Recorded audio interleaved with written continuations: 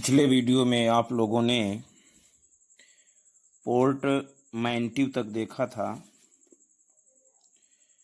और पोर्टमैंटिव तक हो गया था लिटरेरी टर्म में। उसी के आगे है post colonialism, POSTCOLONIALISM। Post colonialism माने होता है उत्तर उपनिवेशवाद। उत्तर उपनिवेशवाद, देखिए, उत्तर उपनिवेशवाद या यूरोपीय देशों के पूर्व उपनिवेशों के लेखकों के एक विविध शिथिल रूप से जुड़े आंदोलन को संदर्भित करता है। ये पोस्ट कोलोनियलिज्म जो है या यूरोपीय देशों के पूर्व उपनिवेशियों के लेखकों के एक विविध शिथिल रूप से जुड़े आंदोलन को संदर्भित करता है, जिनका काम अक्सर राजनीतिक रूप से आवेशित होता है। उल्लेखनीय लेखक इसके हैं जमैका किनकैड। इसके जो उपनिवेश हैं पोस्ट कोलोनियलिज्म के जो उल्लेखनीय लेखक हैं वो हैं Jamaica Kincaid, V S Naipaul, Derek Walcott, Derek Walcott, Salman Rushdie और गियानिना ब्रास्ची, GIANNINA, गियानिना ब्रास्ची और ओले शोइंका, WOLE, ओले शोइंका, SOYINK। तो ये जो है उल्लेखनीय लेखक हैं Jamaica Kincaid, VS Naipaul, Derek Walcott, Salman Rushdie, Giannina Braschi, Wole Soyinka. तो ये तो हैं उत्तर उपनिवेशवाद, यूरोपीय देशों के पूर्व उपनिवेशों के लेखकों के एक विविध शिथिल रूप से जुड़े आंदोलन को संदर्भित करता है, जिनका काम अक्सर राजनीतिक रूप से आवेशित होता है। लेखक हैं Jamaica Kincaid, VS Naipaul, Derek Walcott और सलमान रश्दी, गियानिना ब्रास्ची और वेले सोरकिया। अच्छा, एक और है पोस्ट मॉडर्निज्म। क्या होता है? देखिए, पोस्ट मॉडर्निज्म जो है ये उत्तर आधुनिकतावाद, ये एक युद्धोत्तर आंदोलन था, मतलब एक पोस्ट वार मूवमेंट था जो निरपेक्षता पर संदेह करता था और विविधता, विडंबना और शब्दों के खेल को अपनाता था। विविधता, डाइवर्सिटी, आयरोनी एंड वर्ड प्ले अपनाता था। उल्लेखनीय लेखक जॉर्ज लुइस बोर्गेस, जो उल्लेखनीय नोटेबल ऑथर्स जो हैं Jorge Luis Borges, BORGES, notable authors जो हैं Jorge Luis Borges, Thomas Pynchon और एलाश डे एयर ग्रे थे। उत्तर आधुनिकतावाद एक युद्धोत्तर आंदोलन था जो निरपेक्षता पर संदेह करता था और विविधता, विडंबना और शब्दों के खेल को अपनाता था। उल्लेखनीय लेखक George Luis Borges, Thomas Pynchon और एलाश डेयर ग्रे थे, ALASDAIR, एलाश डेयर ग्रे थे। अगली हेडिंग है प्रकल्पना। बोले प्रकल्पना मूवमेंट। देखिए, प्रकल्पना मूवमेंट जो है PRACALPANA मूवमेंट, देखिए, प्रकल्पना मूवमेंट 1969 में कलकत्ता में शुरू किए गए बंगाली साहित्य के भारतीय लेखकों के प्रकल्पना समूह द्वारा शुरू किए गए आंदोलन को संदर्भित करता है। 1969 में कलकत्ता में शुरू किए गए बंगाली साहित्य के भारतीय लेखकों के प्रकल्पना समूह द्वारा शुरू किए गए आंदोलन को संदर्भित करता है, जिन्होंने प्रकल्पना, कथा साहित्य, सर्वगीन कविता और चेतनावाद के दर्शन के नए रूपों का निर्माण किया, जो बाद में दुनिया भर में फैल गया। जिन्होंने प्रकल्पना, कथा साहित्य, सर्वगीन कविता और चेतनावाद के दर्शन के नए रूपों का निर्माण किया, जो बाद में दुनिया भर में फैल गया। उल्लेखनीय लेखक वट्टाचार्या चंदन दिलीप गुप्ता हैं। इसके उल्लेखनीय लेखक जो हैं वट्टाचार्या चंदन और दूसरा है दिलीप गुप्ता, VATTACHARJ, वट्टाचार्या चंदन और दिलीप गुप्ता। अगली हेडिंग है प्रोकैटालेप्सिस, प्रोकैटालेप्सिस, PROCATALEPSIS, प्रोकैटालेप्सिस। प्रोकैटालेप्सिस का मतलब होता है मुख्य तर्क के भाग के रूप में प्रत्याशित आपत्तियों का खंडन करना। मुख्य तर्क के भाग के रूप में प्रत्याशित आपत्तियों का खंडन करना, इसको बोलते हैं प्रोकैटालेप्सिस होता है। प्रोकैटालेप्सिस, देखिए प्रोकैटालेप्सिस एक वाक अलंकार है जिसे प्रीबटल या अन्य नाम से भी जाना जाता है। अन्य नाम से भी जाना जाता है।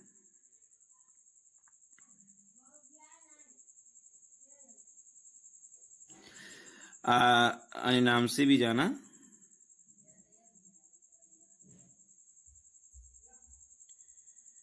जाता अन्य नाम से जाना जाता है जिसमें वक्ता या लेखक अपने भाषण में विरोधी की आपत्ति का जवाब उसकी आपत्ति को दोहराकर देता है। जैसे लिखा है, I know what you are going to say, मुझे पता है तुम क्या कहने जा रहे हो। That if they look at it properly they will see, मुझे पता है कि तुम क्या कहने जा रहे हो, अगर वो इसे ठीक से देखेंगे तो उन्हें पता चलेगा कि वह हमारी गलती नहीं थी। That if they look at it properly they will see that it was not our fault, हमारी गलती नहीं थी। But will they look at it properly, लेकिन क्या वे इसे ठीक से देखेंगे।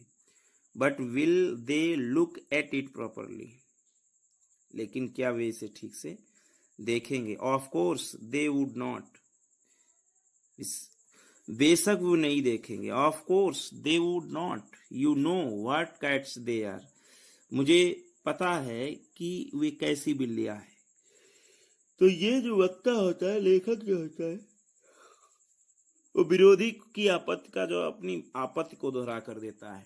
आई know what you are going to say that if they look at it properly they will see that it was not our fault, but will they look at it properly, of course they would not, you know what cats they are, मुझे पता है कि तुम क्या कहने जा रहे हो, अगर वे इसे ठीक से देखेंगे तो उन्हें पता चलेगा कि यह तुम्हारी गलती नहीं थी, लेकिन क्या वे इसे ठीक से देखेंगे।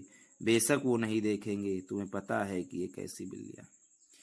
ये कैप्टिव, ये लाइन किससे हैं, जो ह्यूग वालपोल ने लिखी थी। वालपोल ने लिखी थी।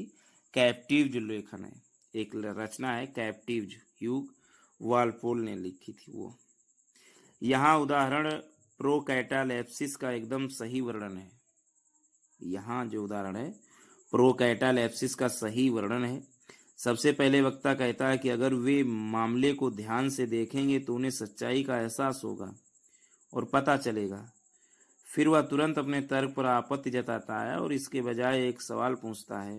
क्या सवाल पूछता है? वो वही है कि of course they would not, you know what cats they are, मैं जानता हूँ क्या तुम बेशक इसे देखोगे नहीं देखेंगे, तुम्हें पता है कि ये कैसी बिल्लियां। अगली हेडिंग है proletarian novel, PROLETARIAN। Proletarian novel का मतलब होता है सर्वहारी उपन्यास, सर्वहारा उपन्यास। देखिए ये उपन्यास यह मजदूर वर्ग या निम्न वर्ग के अन्य सदस्यों के जीवन को प्रस्तुत करता है।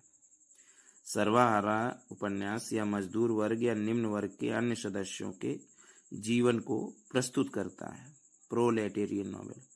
अगला है प्रोलोग्यू। प्रोलोग्यू मतलब प्रस्तावना, PROLOGU, प्रोलोग्यू प्रस्तावना। देखिए प्रस्तावना ग्रीक प्रोलोगोस से लिया गया है। ग्रीक शब्द जो प्रोलोगोस होता है, PROLOGOS, प्रोलोगोस से लिया गया है, जिसका अर्थ होता है शब्द से पहले। प्रोलोगोस ये ग्रीक शब्द है, इसका मतलब होता है शब्द से पहले। एक कहानी की शुरुआत है जो सेटिंग को स्थापित करती है और पृष्ठभूमि का विवरण देती है। चासर की a problem to Canterbury Tales में उनके सभी पात्रों या तीर्थयात्रियों का नाटकीय विवरण में परिचय दिया गया है। इससे पहले कि उनमें से प्रत्येक ने सेंट थॉमस बेकेट के मंदिर का दौरा करने के लिए कैटरबरी के रास्ते पर अपनी कहानी सुनाई है। तो ये होता है ना प्रोलॉग। अगली वर्ड है प्रोस्लेप्सिस। प्रोस्लेप्सिस पैरालेप्सिस का चरम रूप, जिसमें वक्ता विषय को अनदेखा करते हुए बहुत विस्तार से बताता है। ये जो प्रोलेप्सिस होता है ना, ये पैरालेप्सिस का चरम रूप, जिसमें वक्ता विषय को अनदेखा करते हुए बहुत विस्तार से बताता है। बहुत विस्तार से। अगला है प्रोजेडी, PROSODY। प्रोजेडी माने होता है छंद। देखिए, विद्या एक साहित्यिक तकनीक, छंद विद्या, प्रोजेडी माने छंद विद्या। देखिए, यह एक साहित्यिक तकनीक, छंद विद्या किसी काव्य रचना के मीटर, स्वर और लय का अध्ययन है। यह साहित्यिक तकनीक, छंद विद्या किसी काव्य रचना के मीटर, स्वर और लय का अध्ययन है। यह एक ध्वन्यात्मक शब्द है जो उच्चारण के अर्थ और संरचना के बारे में जानकारी देने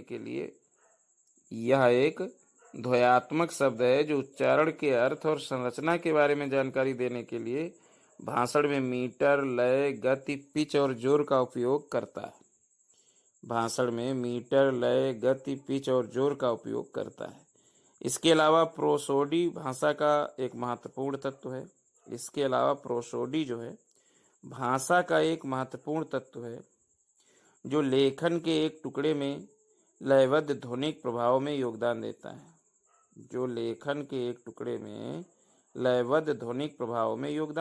है। इसमें स्कैन किए गए पैड अर्थ जैसे विभिन्न तत्व शामिल हैं। चार अलग अलग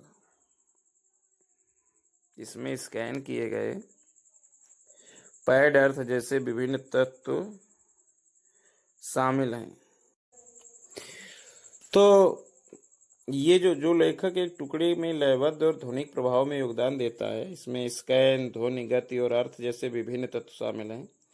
चार अलग अलग प्रोसोडिक मैट्रिक पैटर्न हैं जो हैं प्रोजेडी।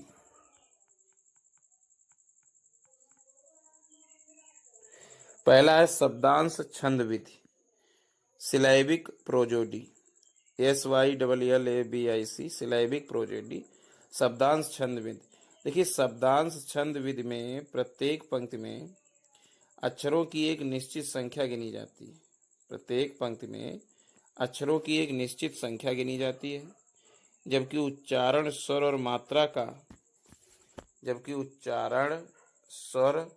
और मात्रा एक गौण भूमिका निभाते हैं। ये शब्दांश छंद विधि है, सिलैबिक प्रोजेडी। अगला है उच्चारणात्मक छंद शास्त्र, यानी एसेंटेड प्रोजेडी, ACCENTUAL, एसेंशियल प्रोजेडी, उच्चारणात्मक छंद शास्त्र। देखिए, जो ये एसेंशियल प्रोजेडी है, यह कविता की एक पंक्ति में केवल उच्चारण या तनाव को मापता है, जबकि एक पंक्ति में अक्षरों की कुल संख्या भिन्न हो सकती है। उच्चारणात्मक छंद शास्त्र या कविता की एक पंक्ति में केवल उच्चारण या तनाव को मापता है, जबकि एक पंक्ति में अक्षरों की कुल संख्या भिन्न हो सकती है। यह जर्मनिक, पुरानी अंग्रेजी और आधुनिक अंग्रेजी छंदों में बहुत आम है, तो इसको बोलते हैं एसेंशियल प्रोजेडी। अगली होती है प्रोजेडी एसेंशियल सिलैबिक प्रोजेडी, उच्चारण शब्दांश छंद शास्त्र, एसेंशियल सिलैबिक प्रोजेडी। देखिए, यह प्रत्येक पंक्ति में, जो ये एसेंशियल सिलैबिक प्रोजेडी होती है, या प्रत्येक पंक्ति में अक्षरों और उच्चारणों की संख्या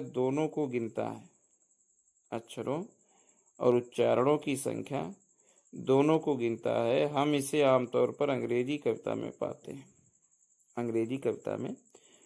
हैं। चौथी है क्वांटिटेटिव प्रोजेडी, QUANTITATIV। क्वांटिटेटिव प्रोजेडी का मतलब होता है मात्रात्मक छंद।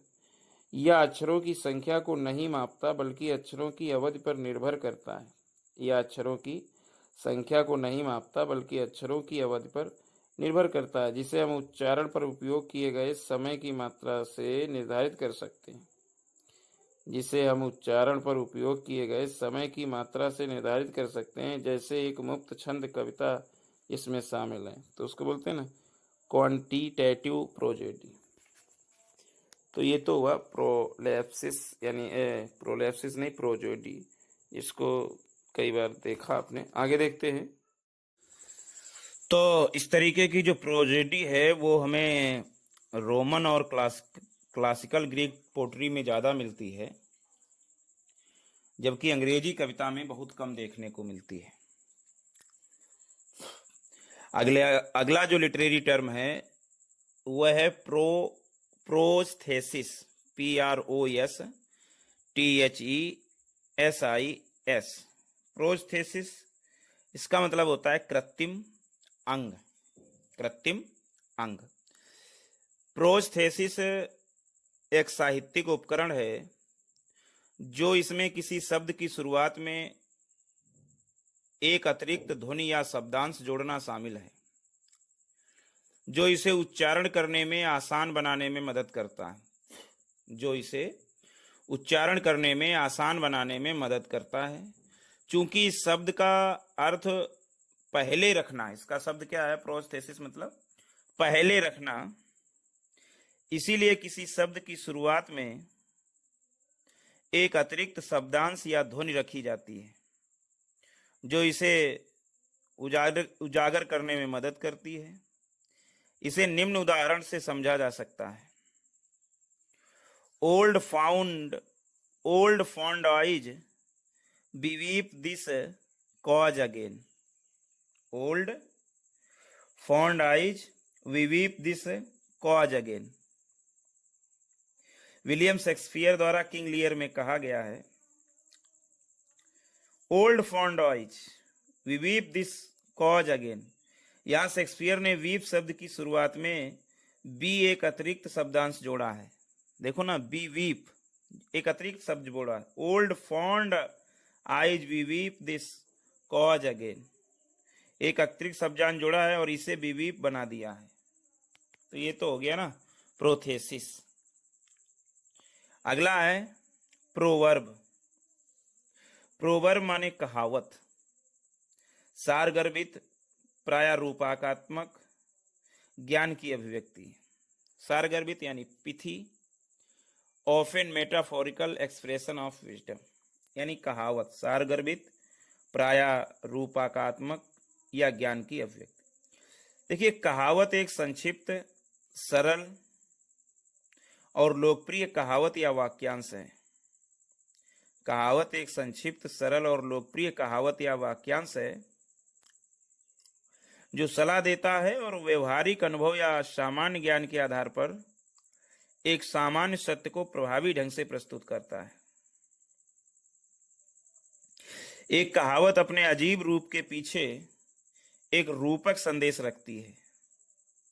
एक कहावत जो होती है अपने अजीब रूप के पीछे एक रूपक संदेश रखती है। चिनुआ अचेबे की थिंग्स फॉल अपार्ट से उदाहरण लिया गया है। चिनुआ अचेबे की एक रचना है थिंग्स फॉल अपार्ट, तो उसमें ये कहा गया है, क्या कहा गया है, if a child washes his hands he could eat with Kings. अगर कोई बच्चा अपने हाथ धोता है तो वह राजाओं के साथ खा सकता है। If a child washes his hands he could eat with Kings. तो इसका मतलब यह है, यदि आप अपने पूर्वजों की गंदगी को हटाते हैं तो आपका भविष्य बेहतर हो सकता है। हर कोई अपनी प्रसिद्धि खुद बना सकता है। तो एक कहावत में कही गई है। चिनुआ अचेबे की जो एक काव्य है थिंग्स फॉल अपार्ट, तो उससे लिया गया है। तो ये कहावत जो होती है, प्रोवर्ब में have an allegorical message behind its odd appearance.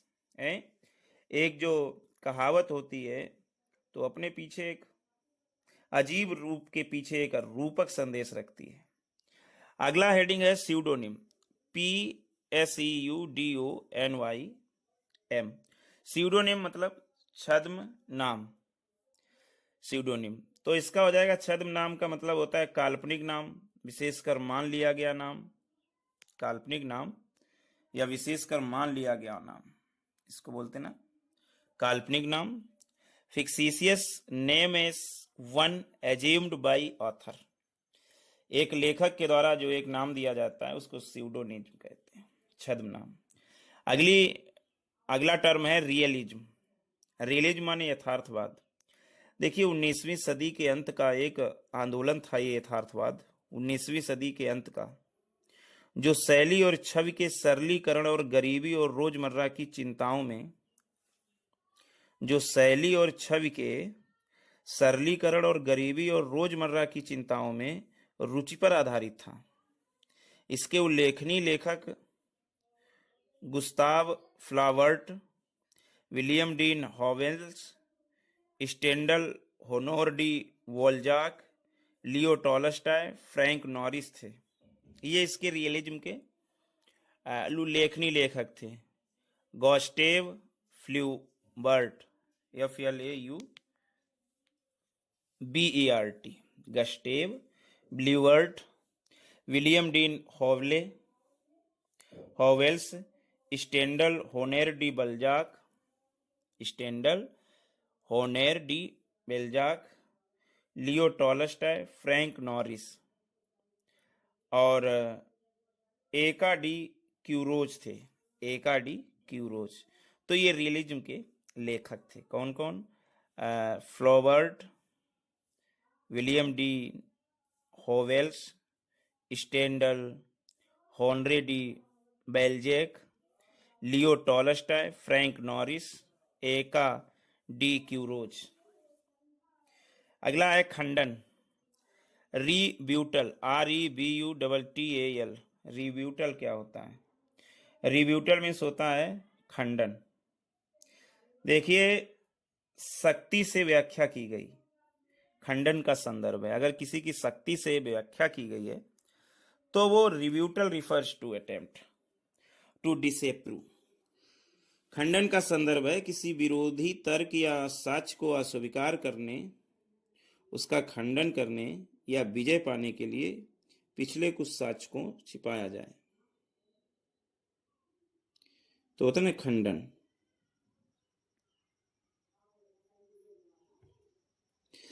छिपाया, अस्वीकार करने, उसका खंडन करने या उस पर विजय पाने के लिए पिछले तर्क या साक्ष्य को नष्ट करने के लिए दूसरा तर्क और साक्ष्य प्रस्तुत करने का प्रयास करना। मतलब पिछला कोई विचार है, पिछली कोई बात है, तो उसको भुलाने के लिए आपको एक नया तर्क दिया जाए, साक्ष्य को अविष्कार करने के लिए, उसका खंडन करने के लिए। खंडन एक साहित्यिक तकनीक है। खंडन एक साहित्यिक तकनीक है जिसमें वक्ता या लेखक तर्क का उपयोग करता है और विरोधी के दावे को कमजोर करने के उद्देश्य से तर्क या साक्ष्य प्रस्तुत करता है। यह तकनीक बहसों में बहुत आम है। अगली हेडिंग है red herring, HERRING, red herring. क्या होता है रेड हेरिंग? देखिए रेड हेरिंग एक प्रकार का भ्रम है। Red herring is a kind of fallacy, FALLACY, fallacy भ्रम है। यह एक अप्रासंगिक विषय है जिसे श्रोताओं या पाठकों का ध्यान मूल मुद्दे से हटाने के लिए किसी तर्क में पेश किया जाता है। जिसे श्रोताओं या पाठकों का ध्यान मूल मुद्दे से हटाने के लिए किसी तर्क में पेश किया जाता है। साहित्य में इस भ्रांति का उपयोग अक्सर जासूसी या रहस्यपूर्ण उपन्यासों में पाठकों या पात्रों को गुमराह करने या उन्हें गलत निष्कर्ष निकालने के लिए प्रेरित करने के लिए किया जाता है। इस भ्रांति का उपयोग अक्सर जासूसी या रहस्यपूर्ण उपन्यासों में पाठकों या पात्रों को गुमराह करने या उन्हें गलत निष्कर्ष निकालने के लिए प्रेरित करने के लिए किया जाता है। उदाहरण के लिए एक शिक्षक एक छात्र को परीक्षा के दौरान नकल करते हुए पकड़ता है। एक शिक्षक एक छात्र को परीक्षा के दौरान नकल करते हुए पकड़ता है। जवाब में छात्र कहता है कि मुझे पता है कि मैंने गलती की है, लेकिन मेरे माता-पिता के बारे में सोचो, वो मुझे मार डालेंगे। हैं? I know I have made a mistake, but think of my parents. They are going to kill me. हैं? तो छात्र अपने जवाब में एक लाल सांप का प्रयोग करता है। वह अपने शिक्षक को वास्तविक मुद्दे से विचलित करने के लिए दया की अपील करने की कोशिश करता है। तो यही तो रेड एक प्रकार की भ्रम है, एक प्रकार का भ्रम है। यही तो रेड हेरिंग होती है। अगला है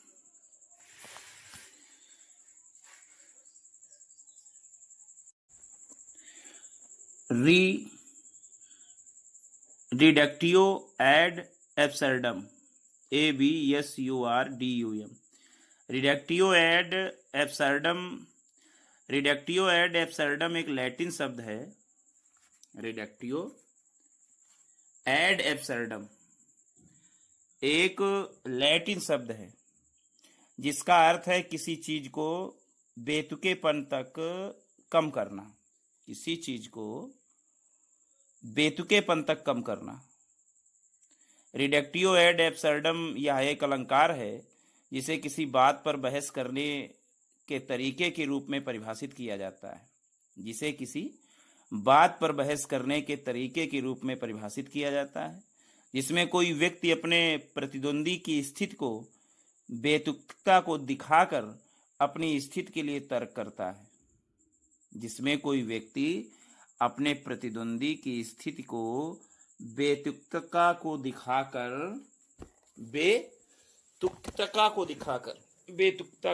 मतलब कि देखो ये बेतुकता है इसमें, ये दिखाकर अपनी स्थिति के लिए तर्क करता है। तो रिडक्टियो REDUCTIO रिडक्टियो एड एब्सर्डम जो है किसी चीज को बेतुकेपन तक कम करना।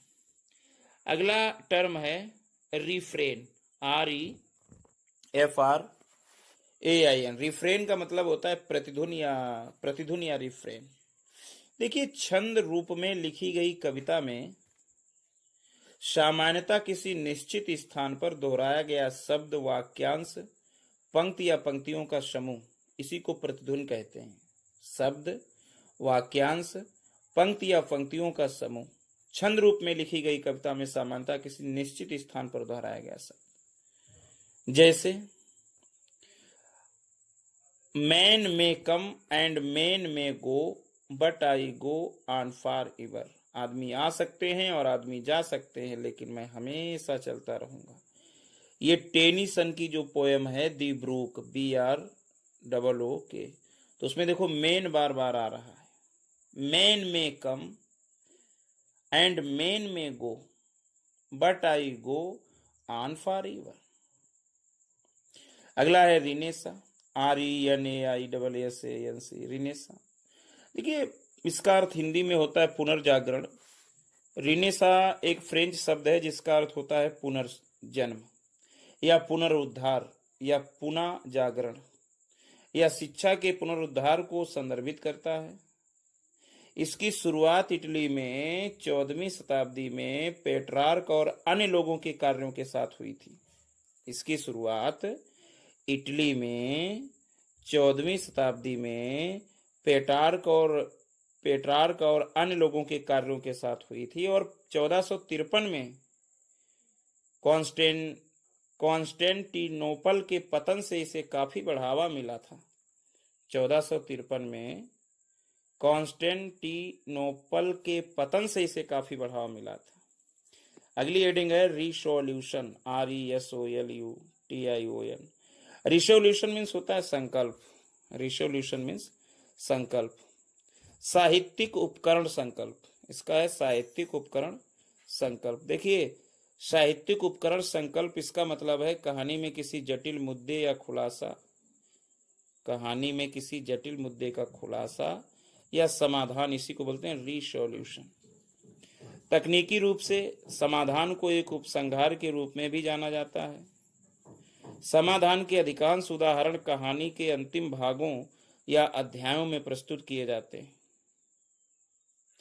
साहित्यिक उपकरण संकल्प, इसका मतलब है कहानी में किसी जटिल मुद्दे का खुलासा या समाधान। तकनीकी रूप से समाधान को एक उपसंहार के रूप में भी जाना जाता है। समाधान के अधिकांश उदाहरण कहानी के अंतिम भागों या अध्यायों में प्रस्तुत किए जाते हैं। यह चरम उत्कर्ष के ठीक बाद आता है, संकल्प, रिसोल्यूशन। अगली हेडिंग है historical question, RHETORICAL, historical question यानी अलंकारिक प्रश्न। देखिए, एक प्रश्न को एक वाक्य के रूप में पूछना ये अलंकारिक प्रश्न होता है। हिस्टोरिकल क्वेश्चन मतलब एक प्रश्न को एक वाक्य के रूप में पूछना, किसी बात पर जोर देने का तरीका, यानी ऐसा प्रश्न पूछना जिसका उत्तर पहले से ही उसमें छिपा हो, या उत्तर पाने के लिए नहीं बल्कि किसी बात पर जोर देने के लिए प्रश्न पूछना, यही तो हिस्टोरिकल क्वेश्चन होता है। या कविता में काव्यात्मक प्रभाव पैदा करने के लिए प्रश्न पूछना, यही तो हिस्टोरिकल क्वेश्चन होता है। अगला लिटरेरी टर्म है रिदम, RHYTHM, रिदम। रिदम का मतलब होता है लय। लय का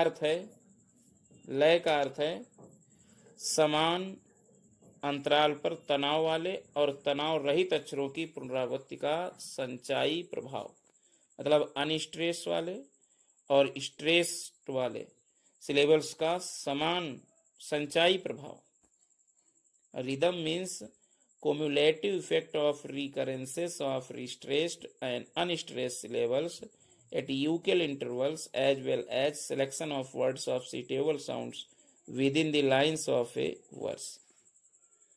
साथ ही एक पद की पंक्तियों के भीतर उपयुक्त ध्वनियों के शब्दों का चयन। तो ये लय, रिदम। लय का अर्थ है समान अंतराल पर तनाव वाले और तनाव रहित अक्षरों की पुनरावृत्ति का संचाई प्रभाव, साथ ही एक पद की पंक्तियों के भीतर उपयुक्त ध्वनियों के शब्दों का चयन। अगली हेडिंग है राइम, RHYME। राइम माने होता है तुकबंदी। राइम मीन्स होता है तुकबंदी। देखिए, तुकबंदी वे शब्द हैं जो आमतौर पर कविता की पंक्ति के अंत में रखे जाते हैं। तुकबंदी वे शब्द हैं। देखो, रिदम अलग चीज हो गई। रिदम लय का अर्थ है समान अंतराल पर स्ट्रेस वाले और अनस्ट्रेस वाले अक्षरों की पुनरावृत्ति का संचाई प्रभाव होता है, साथ ही एक पद की पंक्तियों के भीतर उपयुक्त ध्वनियों के शब्दों का चयन होता है। राइम, तुकबंदी वे शब्द हैं जो आमतौर पर कविता की पंक्ति के अंत में रखे जाते हैं और किसी व्यवस्थित व्यवस्था के तहत उसकी अंतिम ध्वनि को दोहराते हैं। तुकबंदी की इस व्यवस्था को तुकबंदी योजना कहते हैं। This arrangement of rhymes is called rhyme scheme. There are several types of rhyme schemes as given below। तुकबंदी की इस व्यवस्था को तुकबंदी योजना कहते हैं। नीचे दिए गए अनुसार कई प्रकार की तुकबंदी योजनाएं हैं।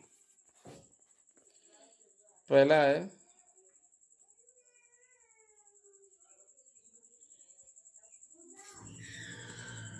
है अल्टरनेटिव राइम। अल्टरनेट राइम का मतलब होता है वैकल्पिक तुकबंदी। इसे ABAB तुकबंदी योजना के नाम से भी जाना जाता है।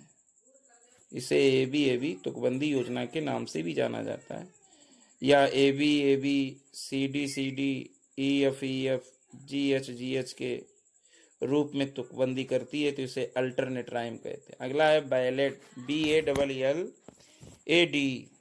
बैलेडी माने होता है कथा गीत तुकबंदी। देखिए, इसमें 3 छंद हैं जिनमें AB BC के बाद BC की तुक है।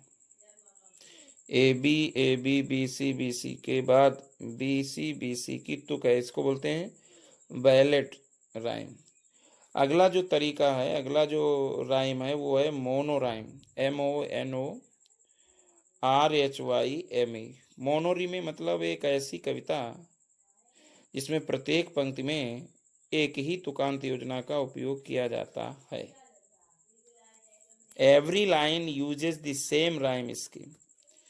अगला है तुक का प्रकार कपलेट, COUPLET। कपलेट माने दोहा। इसमें आ और बड़ा आ के साथ दो पंक्तियों का छंद है। आ और बड़ा आ के साथ दो पंक्तियों का छंद जो प्राय आ बा बा सा दादा के रूप में प्रकट होता है। अगला हेडिंग है ट्रिपलेट। अगला है ट्रिपलेट। अगला है ट्रिपलेट। ट्रिपलेट में क्या होता है, इसमें कपलेट के समान 3 लाइनें होती हैं, कंप्लीट होती हैं, रिपीट होती हैं, जैसे ए 3 बार।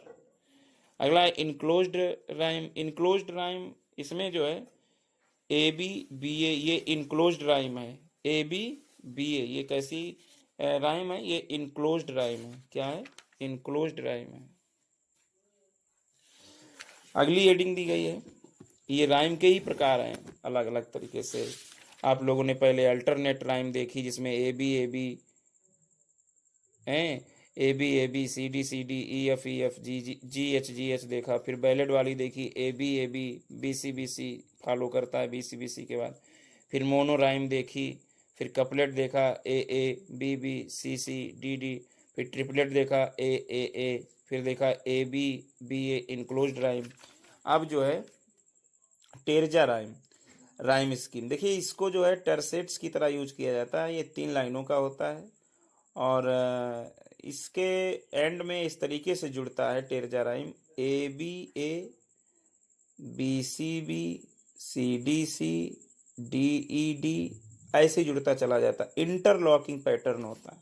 कैसा होता है टेरजा राइम है, अंतिम शब्दों पर इसका इंटरलॉकिंग पैटर्न इस प्रकार होता है, ए बी ए, एक ये हो गई 3 लाइन। फिर उसके बाद में होगा बी सी बी, फिर होगा सी डी सी, फिर डी ई डी, ऐसे जुड़ता चला जाता है। कीट्स का जो ओडेस राइम स्कीम, ये भी एक प्रकार है। कीट्स का ओडेस राइम स्कीम यानी कविता योजना। देखिए, अपने प्रसिद्ध ओडेस में कीट्स ने एक विशिष्ट कविता योजना का यानी राइम का प्रयोग किया था। वो था A B C D E C D E, A B C D. अगला होता है लिमरिक, LIMERIC के लिमरिक। देखिए, लिमरिक एक कविता में ए बी ए 5 लाइनों की कविता लिमरिक। तो एक कविता जिसको बोलते हैं अब्बा, ए बी ए, अब्बा आब्बा, तुकांत योजना के साथ 5 पंक्तियों का प्रयोग किया गया है। 5 पंक्तियों का प्रयोग किया गया है तो उसको अब्बा बोलते हैं, लिमरिक। अगला है विलेनेल, VILLANELLE। विलनेल 19 पंक्तियों वाली कविता जिसमें 5 त्रिक और अंतिम चतुर्भुज शामिल होता है। 19 पंक्तियों वाली कविता, 19 लाइन, इसको बोलते हैं विलेनेल।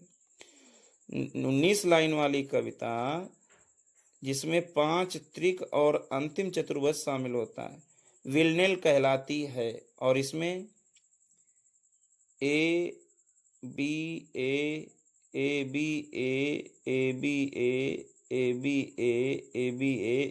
ऐसे चलता रहता है। अगली हेडिंग है रोमांटिसिज्म, ROMANTICISM, रोमांटिसिज्म, इसको बोलते हैं रोमांटिकवाद। देखिए, 19वीं सदी यानी 1800 से और 1860 तक के आंदोलन को संदर्भित करता है। 1800 से 1860 तक के आंदोलन को संदर्भित करता है रोमांटिकवाद, रोमांटिसिज्म, जिसमें तर्क और वैज्ञानिक विचारों के बजाय भावना और कल्पना पर जोर दिया जाता है।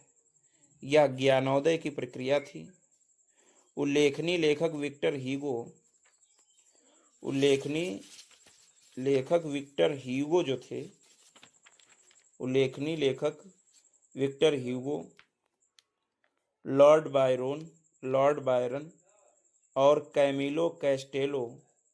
विक्टर ह्यूगो, लॉर्ड बायरन और कैमिलो कैस्टेलो ब्रेनको, ये जो हैं रोमांटिकवाद के लेखक हैं। कौन कौन? विक्टर ह्यूगो, लॉर्ड बायरन और कैमिलो कैस्टेलो और ब्रेनको, ये जो हैं रोमांटिसिज्म। अगला है रन ऑन सेंटेंस, ये क्या होता है? Run on sentence literary term. देखिए रन ऑन सेंटेंस जो होता है,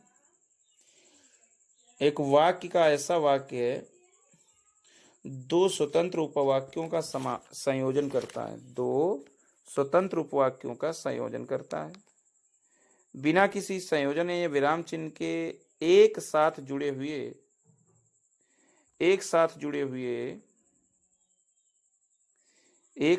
हुए ये दोनों स्वतंत्र उपवाक्य एक पूर्ण अर्थ या विचार बनाते हैं। हालांकि जब वे एक साथ समूहबद्ध होते हैं तो उन्हें स्पष्टता के लिए उचित विराम चिन्ह की आवश्यकता होती है। उदाहरण के लिए जैसे लिखा है, it is now 10 we can not go there before early morning. It is now 10 we can not go there before early morning. अब यहाँ आमतौर पर इसे व्याकरणिक रूप से गलत माना जाता है और इसे शैलीगत त्रुटि कहा जाता है, लेकिन ये रन ऑन सेंटेंस कहलाता है, बिना किसी संयोजन के विराम चिन्ह के एक साथ जुड़े हुए run on sentence. It is now 10 we can not go there before early morning. तो इस तरीके से आर तक के हुए। अब ऐसे कल देखे जाएंगे अगले नेक्स्ट पार्ट में। Very very thanks for hearing my videos.